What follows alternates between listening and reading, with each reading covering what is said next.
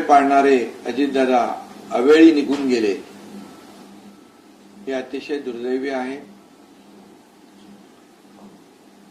एक महाराष्ट्रातला लोकनेता हरपलेला आहे. माझ्यापेक्षा ते राजकारणामध्ये अनुभवी होते, सिनियर होते. वयाच्या 27व्या वर्षी ते खासदारही झाले, मंत्री झाले, आमदारही झाले, उपमुख्यमंत्रीपद अनेक वेळा भूषवलं आणि एक मोठा भाऊ गेल्याचंही दुःख मनामध्ये आहे. एक महाराष्ट्रातला लोकनेता, स्पष्ट वक्ता नेता, खऱ्या अर्थाने त्यांना सगळे लोक आदराने दादा म्हणायचे. या महाराष्ट्रातला सगळ्यांचा दादा हरपलाय, अशा प्रकारची भावना या ठिकाणी मी व्यक्त करतो. त्यांच्या कुटुंबियांची देखील आम्ही भेट घेतली. त्या ठिकाणी त्यांची मुलं आणि पवार वहिनी, त्याचबरोबर पवार साहेब होते, सुप्रियाताई, सर्वच कुटुंबियांची देखील भेट घेतली. अतिशय दुःखामध्ये, शोकसागरामध्ये दुःखाच्या हे सर्व पवार कुटुंबीय त्या ठिकाणी पाहायला मिळाले आणि त्यांच्या दुःखामध्ये आम्ही सगळेजण सहभागी होण्यासाठीच गेलो होतो. सर, खरं तर खूप दुःखाची गोष्ट म्हणावी लागेल, मात्र हे दुःख त्यांना पेलण्याची शक्ती ईश्वराने प्रदान करावी, कुटुंबियांना ही प्रार्थना देखील मी करतो. सर, या गोष्टीचं राजकारण कुठेतरी केलं जात आहे. ममता बॅनर्जींनी आरोप केले की या सगळ्या गोष्टी चौकशी व्हावी, असं एक आरोप तो ममता बॅनर्जींनी केलेला. कसं होतं तुम्ही? खरं म्हणजे हे आरोप करण्याची आता ही वेळ नाहीये, राजकारण करण्याची वेळ नाहीये. यामध्ये या राज्यातले उपमुख्यमंत्री अपघातात त्यांचा मृत्यू झालेला आहे, दुर्दैवी मृत्यू झालेला आहे. आणि अशा वेळेस संपूर्ण महाराष्ट्र शोकसागरात दुःखामध्ये बुडून गेलेला आहे. आणि अशा वेळेस राजकारण करणं हे अतिशय दुर्दैवी आहे. आणि म्हणून मी एवढंच सांगू इच्छितो की मगाशी शरद पवार साहेबांनी देखील या बाबतीमध्ये स्वतः स्टेटमेंट केलेलं आहे की हा अपघात आहे. कुठल्याही परिस्थितीचा या बाबतीमध्ये कुणी राजकारण करू नये आणि या घटनेचं राजकारण देखील कुणी करू नये. आपली संस्कृती महाराष्ट्राची नाही. त्यामुळे पवार साहेबांनी देखील त्याचं स्टेटमेंट त्यांचं दिलंय. मी देखील या ठिकाणी सांगतो की या घटनेचं राजकारण, दुर्दैवी राजकारण कुणी करू नये आणि जे अजितदादांचे कुटुंबीय आहेत त्यांच्या दुःखावर फुंकर घालण्याचं काम केलं पाहिजे. परंतु अशा प्रसंगात राजकारण, दुर्दैवी राजकारण करणं हे खूप मोठं दुर्दैव आहे. सर, हिंदी में जानना चाहेंगे आपसे. आप बारामती गए थे, आप अजितदादा पवार के परिजनों से आप मिले, क्या कुछ हुआ? ये सुबह जब जो दुर्भाग्यपूर्ण घटना जो मैंने सुनी, तब मुझे भरोसा ही नहीं हुआ, विश्वास ही नहीं हुआ. अभी हम बारामती जाके आए. बारामती में अजितदादा पवार जी के परिवार से सब मिले हम लोग. सभी परिवारजन बहुत ही काफी दुखी कष्टी है. ये न सहने वाला दुख है. और अभी मुझे भी भरोसा नहीं हो रहा है कि अभी भी अजितदादा हमारे में नहीं है, क्योंकि एक दिलदार, स्पष्ट वक्ता, जो रोक टोक बोलने वाला, जो काम होने वाला उसको तुरंत करने वाला, जो नहीं होने वाला उसको ना बोलने वाला, ऐसा हमारा एक सहयोगी आज हमारे में नहीं रहा है. देवेंद्र जी हो, मैं हो, अजीत दादा हो, हमारी टीम बनकर हम काम कर रहे थे. उनके डिप्टी सीएम जब वो थे तब मैं मंत्रिमंडल में था, मैं मुख्यमंत्री था तब हमारे मंत्रिमंडल में वो डिप्टी सीएम थे। आज देवेंद्र जी सीएम है, हम लोग उनके मंत्रिमंडल में एज अ टीम बनकर काम कर रहे हैं। आदरणीय प्रधानमंत्री नरेंद्र मोदी जी के मार्गदर्शन में ये महाराष्ट्र को आगे बढ़ाने का काम हम साथ में मिलकर कर रहे थे। इसमें बहुत बड़ा योगदान हमारे अजीत दादा पवार जी का भी रह चुका है। जितनी भी योजनाएं हमने करी है तो उसमें हर एक विषय की जानकारी रखने वाले अजीत दादा फाइनेंस मिनिस्टर थे। कई योजना, लाडली बहनों जैसा योजना हमने की तो उससे भी खर्च का तालमेल बिठाने का काम अजीत दादा ने किया। और ऐसी परिस्थिति में उनका बड़ा योगदान इस महाराष्ट्र के विकास में रहा है। आज वो हमारे बीच नहीं रहे, ये हमारे लिए बहुत ही दुख की बात है। ये महाराष्ट्र पवार परिवार का ही नुकसान नहीं है, ये पूरे महाराष्ट्र को नुकसान है। और कई जो सेक्टर है, कई विभाग हमारे, उसकी पूरी जानकारी रखने वाले अजीत दादा बहुत ही अनुभवी नेता के रूप में काम कर रहे थे, डिप्टी सीएम के रूप में काम कर रहे थे। आज हमारा सरकार का भी काफी नुकसान है हुआ है, महाराष्ट्र का भी काफी नुकसान जो कभी भी भर कर नहीं आ सकता। अभी उनके परिवार के दुख में हम लोग शामिल है। बारामती जाके आने के बाद भी हमें विश्वास नहीं हो रहा है कि अजीत दादा हमारे बीच नहीं है, तो उनके परिवार को कितने कष्ट होते होंगे। इसलिए हम सब मिलके उनके परिवार को ये दुख सहने की शक्ति प्रदान करे, इसी ईश्वर के पास प्रार्थना करते हैं। जब महाराष्ट्र इतने बड़े दुख से गुजर रहा है, उस बीच में ममता बनर्जी का एक बयान आता है, वो कहती है कि अभी कुछ दिनों में वो शरद पवार फैक्शन ज्वाइन करने वाले थे, उससे पहले ऐसी घटना हुई है, जांच होनी चाहिए, कई सारे आरोप उन्होंने लगाए हैं। तो क्या कहेंगे इसमें? फाउल प्ले बता रही है ममता बनर्जी। इस पूरे मामले में वो बता रही है कि कुछ फाउल प्ले है। देखिए क्या है, ऐसी घटना जब होती है तब ऐसे घटना में राजनीति करना उचित नहीं होता, ये दुर्भाग्यपूर्ण है। और रही बात जो भी टेक्निकलिटी होगी या हम लोग वहां गए थे तो विजिबिलिटी की बात हो रही थी, ये तो टेक्निकल बातें हैं, उसकी तो वो तो सामने आएगी।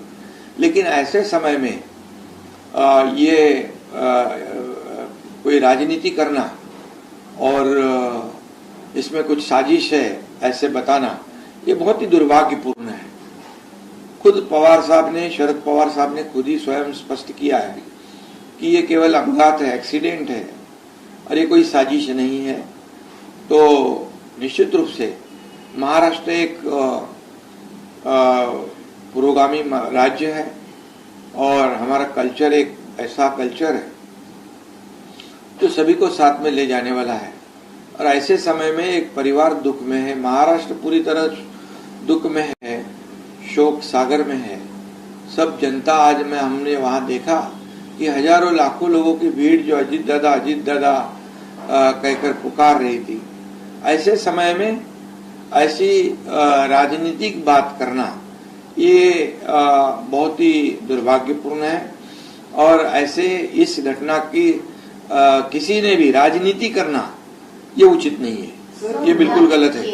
उन्होंने जांच की मांग करते हुए ऐसा भी कहा है कि मुझे जांच एजेंसियों पे भरोसा नहीं है, इसकी वजह से ये सारी घटनाओं की जांच सुप्रीम कोर्ट के अंडर हो जाए। देखिए अभी ये जो एक्सीडेंट हुआ है ये टेक्निकल बात है, क्या बात है, ये तो विजिबिलिटी की बात थी, उसी चर्चा हो रही थी वहां पर।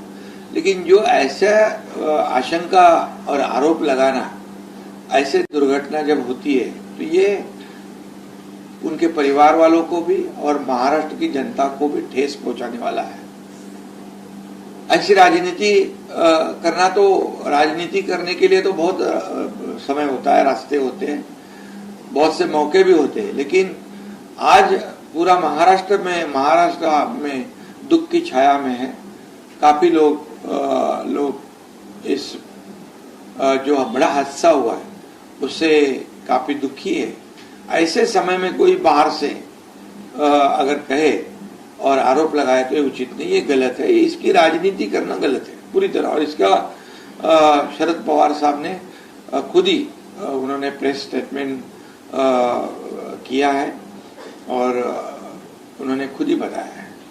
तो मैं इतना ही कहूंगा कि ये बहुत ही संवेदनशील बात है, इसमें कोई भी हो इसका राजकारण ना करे, इसकी राजनीति के लिए कोई फायदा उठाने की कोशिश ना करे। सर, एअरक्राफ्ट ज्या कंपनीच्या होतात त्या कंपनीची चौकशी होणार आहे किंवा असे टेक्निकल बाबी, कारण भविष्यात सुद्धा असा धोका होऊ शकतो, तर त्या संदर्भात काही याची पुनरावृत्ती होऊ नये भविष्यामध्ये यासाठी जे काही टेक्निकल काही गोष्टी असतील, काही टेक्निकल एरर असतील किंवा त्या ठिकाणी गेल्यानंतर आम्हाला काही लोक सांगत होती विजिबिलिटीचा विषय होता, तर या बाबतीमध्ये ते तांत्रिक ज्या बाबी आहे त्याच्याबद्दल तर ते साहजिक आहे, परंतु तांत्रिक बाबी वेगळ्या, ह्या ज्या काही गोष्टी आहेत म्हणजे त्याच्यामध्ये राजकारण आहे, षडयंत्र आहे, साजिश आहे, हे बोलणं हे उचित नाहीये।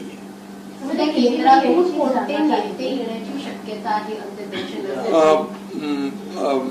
केंद्रातून गृहमंत्री अमित शाह साहेब येण्याची शक्यता आहे आणि कारण अजित पवार एनडीएचे आमचे घटक पक्षाचे नेते होते आणि केंद्राचे मंत्री देखील आज आले होते, एव्हिएशन मिनिस्टर होते,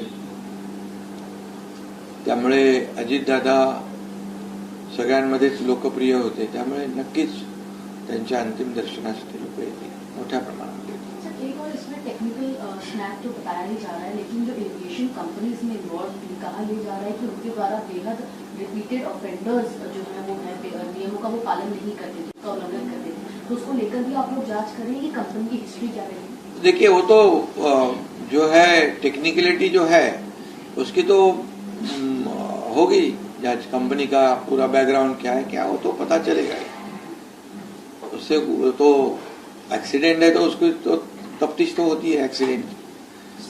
सौरभ मुखर्जी एनआईसी, और सवाल ये है कि पिछले कुछ सालों में और कुछ दशकों में भी देखा गया है कि बहुत सारे ऐसे राजनेता हैं जिनकी हेलीकॉप्टर में निधन हो जाता है, उनका एक्सीडेंट हो जाता है, तो ऐसा केस बहुत ही ज्यादा दुखदायी भी होता है और इन केस इन सब में मतलब जो रिजल्ट्स आते हैं एग्जामिनेशंस के, प्रोब की, ये बहुत हद तक कहीं बता नहीं पाते हैं असली रीजन की हुआ क्या है, तो इस केस में आपकी क्या टिप्पणी है? नहीं, इसमें तो देखिए बिल्कुल ऐसी घटना दोबारा ना हो, क्योंकि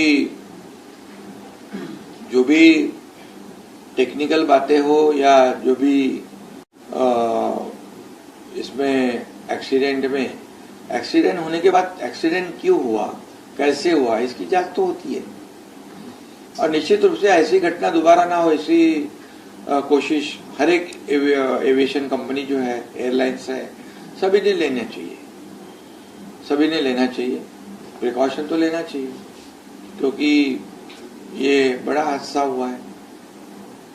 दरम्यानच्या काळामध्ये या अपघातामध्ये जो क्रू सहभागी होता, मग कॅप्टन असतील किंवा इतर जे सपोर्टिंग स्टाफ त्यांच्यामध्ये होते, ते तितकेसे कार्यक्षम नव्हते किंवा तेवढे वेल एक्सपिरियन्स नव्हते, अशा पद्धतीची सुद्धा एक चर्चा समोर येते आहे।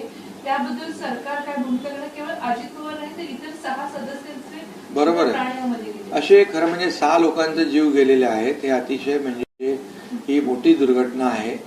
अजितदादा तर त्याच्यात होतेच, परंतु इतरही लोक होते, त्यामुळे अशी चर्चा जी आहे या चर्चेचा तपशील जो आहे मी ऐकला आणि त्यामुळे अशा प्रकारची दुर्दैवी घटना घडू नये म्हणून प्रत्येक ज्या काही या कंपन्या एअरलाइन्स कंपन्या आहेत यांचं पूर्णपणे पार्श्वभूमी आणि ते सगळ्या ते जी काही यंत्रणा आहे ती त्यात तपासणारच, कारण याची पुन्हा पुनरावृत्ती होऊ नये। पण इतकंच आहे की या घटनेचं राजकारण करू नये अशा वेळेस, एवढीच माझी सूचना होती। दोन गोष्टी आहेत, तर ममता बॅनर्जी यांनी देखील चौकशीची मागणी केलेली आहे, आपल्या राज्यातले एक ऍडव्होकेट आहेत नितीन सातपुते यांनी देखील यामध्ये संशय व्यक्त केलेला आहे आणि त्यांनी देखील चौकशीची मागणी केलेली आहे। नाही बघा, आता अपघाताची चौकशी होतेच आहे, परंतु त्याचं राजकारण करणं हे दुर्दैवी आहे। घटना झाली हे तर दुर्दैवी आहेच, पण या घटनेचं राजकारण करणं त्याहीपेक्षा दुर्दैवी आहे. एक्सीडेंट हुआ है वो तो दुर्भाग्यपूर्ण है ही है, उसमें 6 जाने गई है, लेकिन इसका राजनीतिकरण करना ये उससे ज्यादा दुर्भाग्यपूर्ण है. और शरद पवार साहब ने अभी खुद ही मीडिया के सामने उनकी बातें रखी है, ये भी सबको पता है. इसलिए मैं इसका इतना ही कहूंगा कि इसका राजनीतिकरण ना हो, इसका राजनीतिक लाभ उठाने की कोशिश कोई ना करे, क्योंकि ये संवेदनशील घटना हुई है. यह महाराष्ट्र के लिए एक बहुत बड़ा एक आघात है, महाराष्ट्र के लिए बहुत बड़ा हादसा है. इसलिए ये हादसे के साथ कोई राजनीतिक खिलवाड़ ना करे. धन्यवाद.